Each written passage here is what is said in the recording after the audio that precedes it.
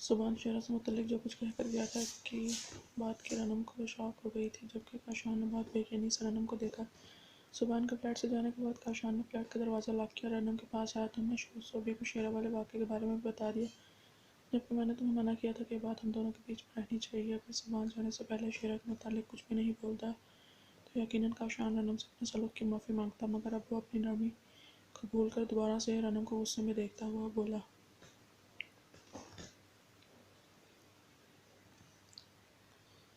नहीं नहीं काशान, मैं भैया को भला क्यों बताऊंगी कुछ? मुझे नहीं मालूम कि भैया को कैसे मालूम हुआ।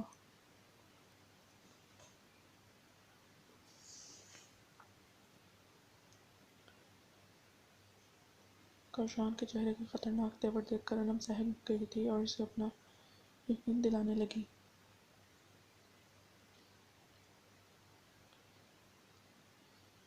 इससे कैसे मालूम हुई ये बात तो हम दोनों के अलावा कोई तीसरा नहीं जानता था। अब अनम के बालों को मिट्टी में जकड़कर अनम से पूछने लगा, काशान मैं सच बोल रही हूँ, मुझे नहीं मालूम कि ये सब भैया को कैसे मालूम हुआ, मुझ पर एतबार करें प्लीज़। और काशान की मुट्ठी से अपने बाल आज़ाद कराने की कोशिश करते हुए बोलने लगी,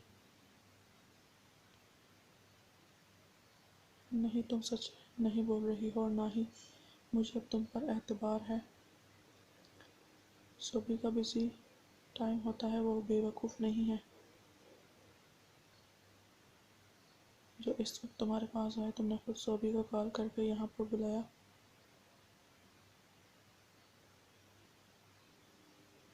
और फिर इसे शेरा के मुतालिक बताया और अपना ये सूजा हुआ चेहरा दिखाकर इसे कल रात वाली बात भी बताई। रनम के बाल छुड़ाने की कोशिश में इसने मज़ीद सख्ती से इसके बाल मुट्ठी में जकड़े। मैं तुम पर एतबार करूँ, तुम्हारी इज्जत बचाई थी मैंने इस लुटेरे से, अगर मैं ना इसे मारता तो जानती हो तुम्हारे साथ क्या सलूक करता। यकीन आने लगती तुम्हें अपने इस वजूद से। चलो मान लिया सोबी का प्रोफेशन ऐसा है, शेरा का केस इसके सामने आया, मगर वो इतने मसूख से कहकर गया है कि इसका जिम्मेदार मैं हूँ। जबकि दूसरी तरफ इसने ये भी कहा कि शेरा भी होश में नहीं है, ना इसका बयान लिया गया है। ये बात तो तुम्हारे अलावा कोई नहीं बता सकता। मालूम नहीं तुम्हें इसके अंदर कितना बड़ा ईमानदारी का कीड़ा है। शेरा का मुँह खोलते ही वो सबसे पहले मुझे लॉकअप करेगा।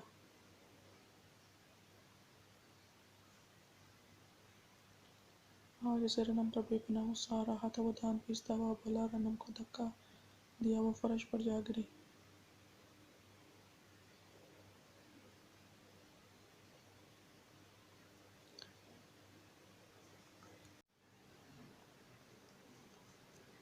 काशान अगर आप मुझसे प्यार करते हैं तो मेरा एतबार करें, अगर आज ने आपने एतबार नहीं किया तो आइंदा मैं कभी आपको अपना यकीन नहीं दिलाऊंगी।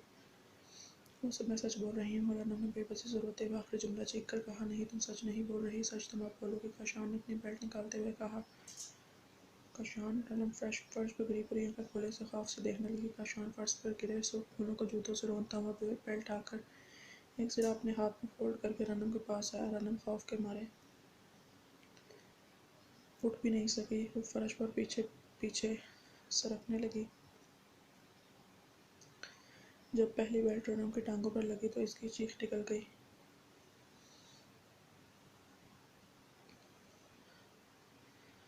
काशान नहीं प्लीज़, रनम ने रोते हुए चीख कर बोली और हिम्मत करके उठी। बेडरूम की तरफ भागकर बेडरूम का दरवाज़ा बंद करने लगी, मगर दरवाज़ा बंद करने से पहले काशान रूम में दाखिल हो चुका था और उसने अंदर से दरवाज़ा बंद कर दिया।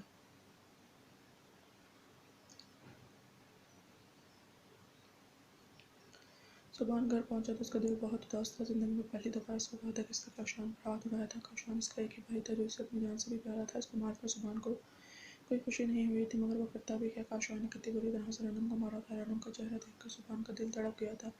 रनम कितनी मासूम थी, जब वो उसके गले लगकर रोई थी। वो सुबहान को मर्द होकर रोना आ गया था। इस वक्त तो किसने अपने आंसू जब्त किए हुए था, मगर काशान को देखकर वो अपना जब्त खो गया। इसका प्यारा भाई जो इसे सबसे ज़्यादा प्यारा था, वो क्या बन रहा था,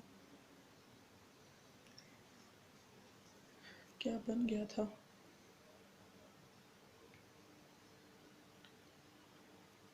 सुबहान तो शेरा के केस के मुतालिक रनम से पूछगिछ करने आया था, मगर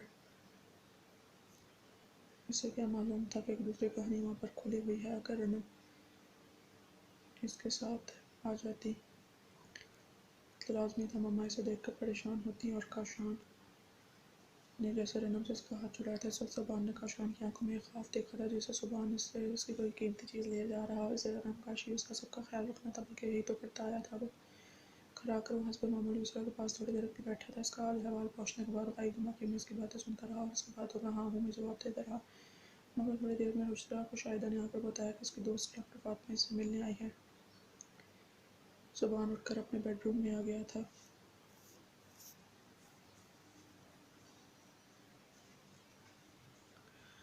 कल रात ही से गुलाम बख्श और शाहिदा को बुलाकर इन दोनों से कहा था कि वो ऊपर से नीचे वाले बेडरूम में शिफ्ट होना चाहता है, लिहाजा सीरत के साथ वो दोनों सारा सामान नीचे ले आए।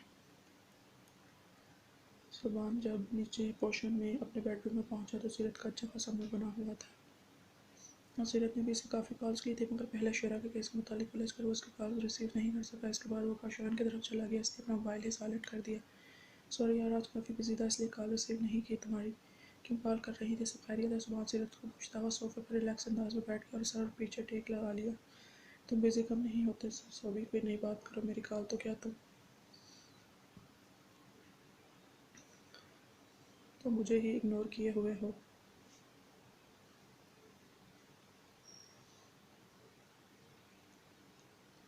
सीरत इंतज़ार में ही बैठी थी कि ज़ुबान कुछ बोले और वो इसको सुनाए। इसकी बात सुनकर ज़ुबान सोफे पर सीधा होकर बैठा।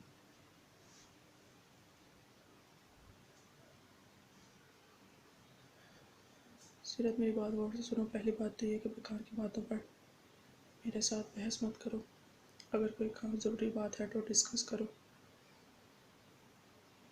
मैं टाइम नहीं देता हूँ और हर वक्त बिजी रहता हूँ। ये रोना छोड़ दो। अब बीवी हो तो मेरी कोई मंगेतर नहीं जो हर वक्त टाइम ना देने का शिकवा करती रही हो। बच्ची तो रही हो ना यार, जो तुम्हें एहसास नहीं। कभी तो एहसास कर लिया करो अगले बंदे का। वो बाहर से थका हुआ आया है या ऐसे प्यार दर्जनों किस परेशानी में उलझा है। हर वक्त तुम्हें अपनी पड़ी रहती है। सुबह का मूड आज पहले ही आफ्ता ऊपर से सीरत की तंज के पर इसका दिमाग ही घूम गया। इसने गुस्से में के बावजूद अपनी आवाज़ को नीचे रखा ताकि रूम से बाहर आवाज़ न जाए।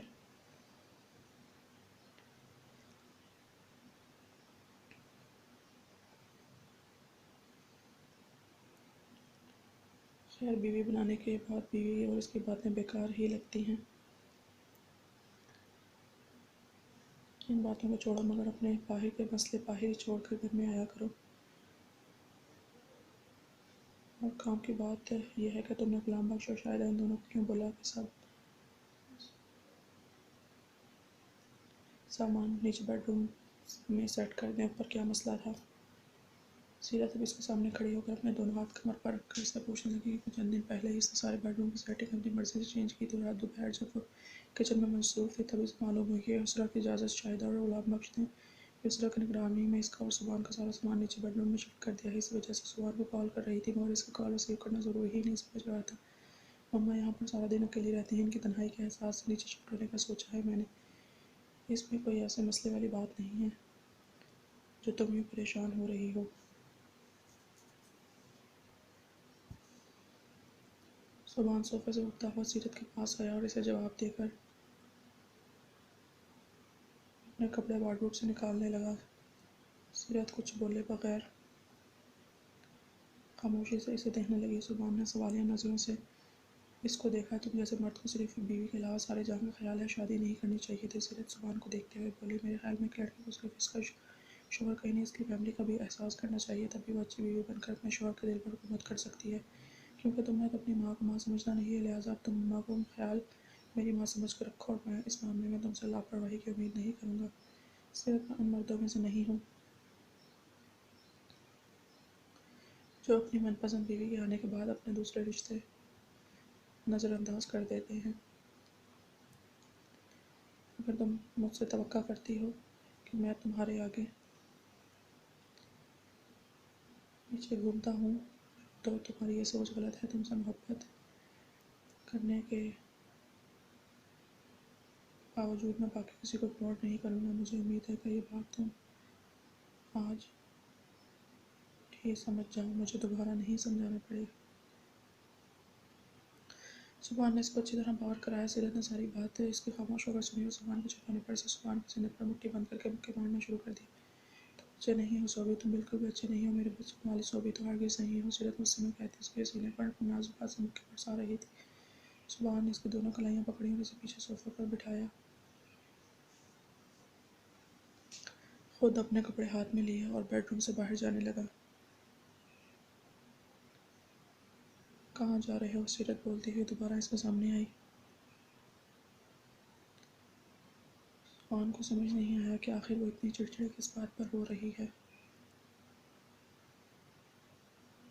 मैं थोड़ी देर रिलैक्स करना चाहता हूँ और तुम्हारे यहाँ होते हुए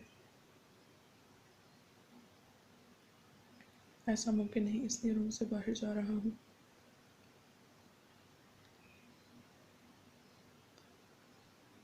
सुबहान सीरत को देखकर बोला,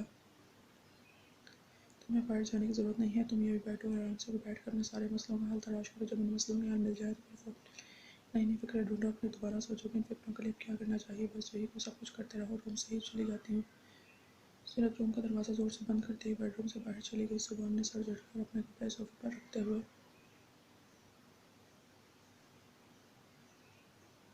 खुद यूनिफॉर्म में ही बेड पर आंखें बंद करके लेट गया।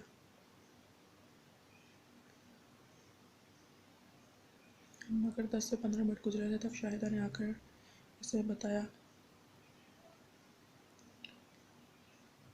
कि सीरत बीबी अचानक बेहोश हो चुकी हैं। सुबहान एकदम बेडरूम से उठा और अपनी सारी परेशानियों को एक तरफ रखता हुआ बेडरूम से निकलकर सीरत के पास गया था।